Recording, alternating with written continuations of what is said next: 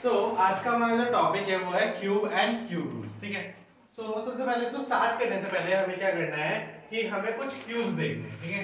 जैसे 1 का क्यूब कितना होगा 1, 2 का क्यूब कितना होगा 8, 3 का क्यूब कितना होगा 27, 4 का क्यूब कितना होगा 64, 5 का क्यूब कितना होगा 125, 6 का क्यूब कितना होगा 216, 7 का क्यूब कितना होगा 343, 8 का क्यूब कितना होगा 512, ठीक है। 9 का क्यूब कितना होगा वो होगा 729 और 10 का क्यूब कितना होगा 1000, ठीक है।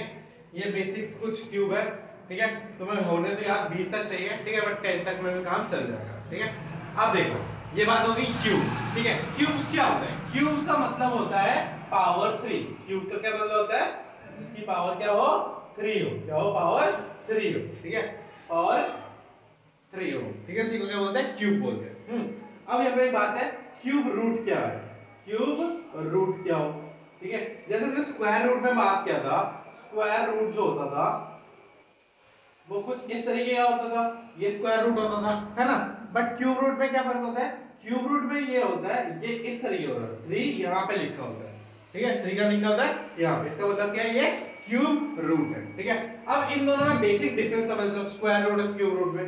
क्यूब रूट में जो पावर होती है वो होती है 1/3, ठीक है। पावर क्या होती है किसी भी टर्म की?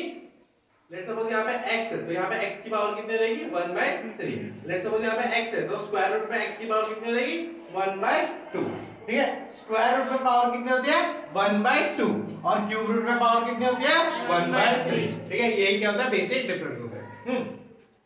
अब देखो अगर मैं तुमसे बोलूं 1 का क्यूब रूट कितना होगा 1, ठीक है। अगर मैं बोलूं तुमसे 8 का क्यूब रूट कितना होगा 2, ठीक है।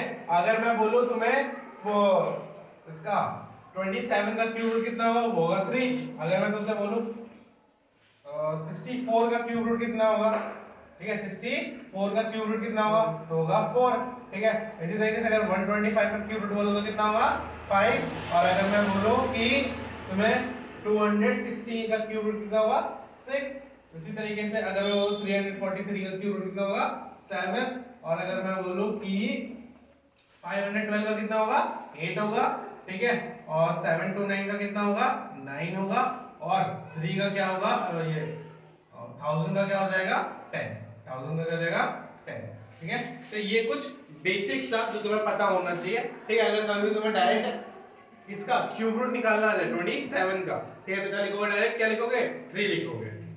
समझ में आया? ओके।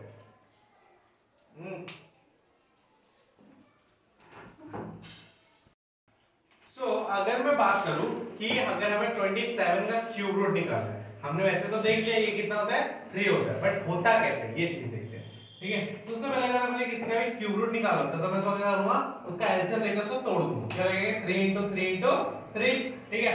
और ये क्या है क्यूब रूट है, ठीक है। तो मैं यहाँ पे ऐसे लिख सकता हूँ ना, ये 3 की पावर कितनी हो जाएगी 3 हो जाएगी, ठीक है। और मैंने क्या बोला इस क्यूब रूट का क्या होता है, ये पावर क्या होती है, पावर क्या होती है 1/3। क्यूब रूट की पावर कितनी होती है 1/3। तो देखो अब यहाँ पे कौन सा फॉर्म बन गया a to the power m into the a to the power n। तो यहाँ पे क्या होता है, इसका मतलब क्या होता है, ये होता है a m into n होता है। तो सेम चीज यहाँ पे लिख देगा 3 की पावर 3 into में 1/3, इससे ये कट गया तो बचा क्या 3 की पावर 1 और 3 की पावर 1 क्या होता है 3। तो इस तरीके से हम किसी का भी क्यूब रूट निकाल सकते हैं। समझ में आया? अब मैं एक तो ट्रिक बताता हूं, ठीक है, जिसका यूज तुम कर सकते हो, यूजफुल ट्रिक। लेट्स सपोज तुम्हें किसी का क्यूब रूट फाइंड करना है, ठीक है। और क्यूब रूट में किस तरीके से होगा, तुम अगर तुम्हें लास्ट का याद हो तो याद देखो, अगर हम बोले 1 का क्यूब कितना होता है 1, 2 का क्यूब कितना होता है 8, 3 का क्यूब कितना होता है 27, 4 का क्यूब कितना होता है 64, 5 का क्यूब कितना होता है 125, ठीक है। और उसी तरीके से 6 का क्यूब कितना होता है 216, 7 का क्यूब कितना होता है 7, 3 4 3, 8 का क्यूब कितना होता है 512 और 9 का क्यूब कितना होता है 729 और 10 का क्यूब कितना होता है 1000, ठीक है। तो अगर हम इसको ध्यान से देखें, तो हमें क्या पता चलता है कि अगर किसी के लास्ट में 8 हो तो पॉसिबल है कि वो किसका क्यूब होगा वो 2 के उसके लास्ट में जो 1 डिजिट होगी वो क्या होगी 2 होगी, क्या होगी 2 होगी, ठीक है। उसी तरीके से अगर कोई नंबर 7 के साथ खत्म हो रहा है, ठीक है, अगर कोई नंबर 7 के साथ मतलब उसकी यूनिट प्लेस में क्या आ रही है 7 आ रही है, तो हो सकता है कि उसके जो क्यूब रूट है उसके भी यूनिट प्लेस में कौन सा नंबर हो 3 हो, कौन सा नंबर हो 3 हो, ठीक है। ये क्या है, ये क्यूब में होगा, ये क्या होगा क्यूब्स यूनिट प्लेस, ये क्या होगा क्यूब्स यूनिट प्लेस, और ये क्या होगा cube roots unit place, cube root unit place, ठीक है, क्यूब रूट यूनिट प्लेस, ठीक है। उसी तरीके से अगर किसी के लास्ट में 3 हो तो हम क्या समझेंगे कि उसमें क्या है 3 है लास्ट में, तो क्या है इसका यहाँ पे 7 होगा, ठीक है। उसी तरीके से अगर किसी में 5 है तो उसमें ऑब्वियसली कौन सा आएगा नंबर 5 आएगा, ठीक है। उसी तरीके से अगर कोई 4 के साथ एंड हो रहा है तो किससे आएगा 4 आएगा, अगर कोई 6 के साथ एंड हो रहा है तो उसमें 6 ही आएगा, अगर कोई 8 के साथ, देखो यहाँ पे कोई अगर 8 के साथ एंड हो रहा था तो क्या होता 2, बट अगर कोई 2 के साथ एंड हो रहा है तो उसमें क्या आएगा 8 आएगा। तो इस वाले में रिलेशन है, और जो एक और आएगा अगर कोई 7 के साथ एंड हो रहा है तो उसमें क्या आएगा 3, और इस वाले में क्या है कन्वर्जन का रिलेशन है, बाकी सब एज इट इज है, ठीक है, बाकी सब क्या है एज इट इज। 9 के लिए 9 आएगा, क्या आएगा 9 के लिए 9, ठीक है। तो अगर यूनिट प्लेस में 9 है तो उससे हम क्या पता लगाएंगे कि किसमें हो सकता है इसके लास्ट में 9 होगा, ठीक है। इस सिंपल सी ट्रिक को यूज कैसे करना है अब उसको देखते हैं, ठीक है। देखो कैसे यूज करना है मैं बता रहा हूं, देखो एक क्वेश्चन लेते हैं, ठीक है, और उस क्वेश्चन की मदद से समझते हैं, ठीक है। जैसे तुम्हें क्वेश्चन दे रखा है 2197, ठीक है। क्वेश्चन क्या है, तो हमें क्यूब रूट फाइंड करना है, क्यूब रूट ऑफ 2197, ठीक है, ये क्वेश्चन दे रखा है। तो अब देखो, तो हमें अगर क्यूब रूट निकालना होगा तो बहुत लंबा प्रोसेस हो जाएगा, है ना। देखो और इसके ऑप्शन भी देखो क्या रखा है, इसका ऑप्शन दे रखा है तुम्हें 11, ठीक है, बी ऑप्शन दे रखा है तुम्हें 13, सी ऑप्शन दे रखा है तुम्हें 9, और डी ऑप्शन दे रखा है 14, क्या दे रखा है 14।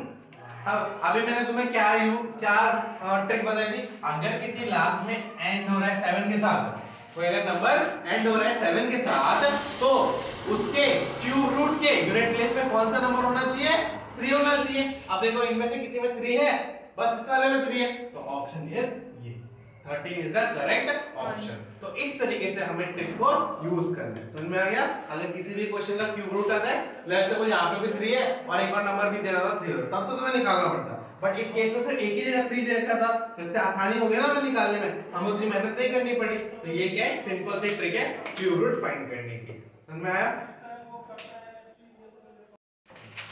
तो अब एक और ट्रिक हम देखते हैं, ठीक है।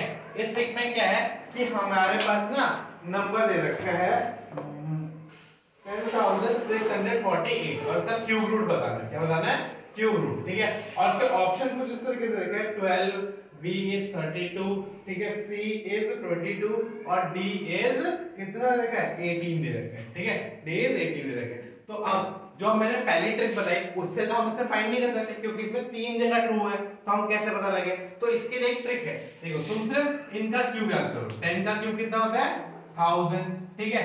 20 का क्यूब कितना होता है 8000, ठीक है। और 30 का क्यूब कितना होता है 27,000, ठीक है। तो अगर हमें ये देखें तो इससे बताओ, अगर मैं 12 का क्यूब लूंगा तो 12 का क्यूब कितना है 20 से पहले आएगा, तो अगर 28,000 तो 12 का क्यूब कभी 10,000 हो सकता है, नहीं हो सकता, ठीक है। उसी तरीके से अगर मैं 32 लूं तो देखो 30 पे मेरा क्यूब कितना है 27,000, जो वैसे ही ऑलरेडी ज्यादा है ना, ऑलरेडी ज्यादा है, तो 32 का तो और ज्यादा होगा, तो 32 हो सकता है हमारा, नहीं हो सकता। फिर आता है ऑप्शन किसका 18 का, तो 18 तो ऐसे ही नहीं हो सकता क्योंकि इसकी यूनिट प्लेस में क्या है 8, और इसकी यूनिट प्लेस में 8 होता है, उसके क्यूब के यूनिट प्लेस में क्या होगा 2 होगा, तो ये तो ऐसे ही नहीं होगा। तो हमने 3 ऑप्शन तो ऐसे ही एलिमिनेट कर दिए, बचा एक ऑप्शन, वही क्या है करेक्ट। और लॉजिकली भी देखें तो करेक्ट है क्योंकि देखो 20 पे 8000 है, ठीक है, और 2 कदम बाद क्या है 10,000 आ जाएगा, क्यूब करेंगे तो 22 इज द करेक्ट ऑप्शन, ठीक है।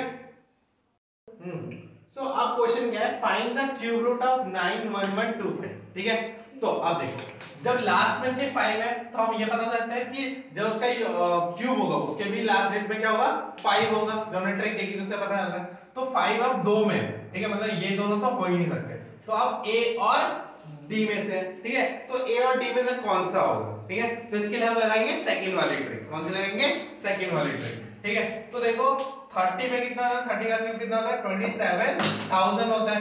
और 40 में क्यूब कितना होता है हमारा, 40 में क्यूब होता है हमारा 64000 कितना होता है 64000, ठीक है। और तो अब मुझे बताओ अगर 35 है, अगर मैं 35 को अपना आंसर लूंगा तो 35 का जो क्यूब होगा वो 27 और 64000 के बीच में आएगा।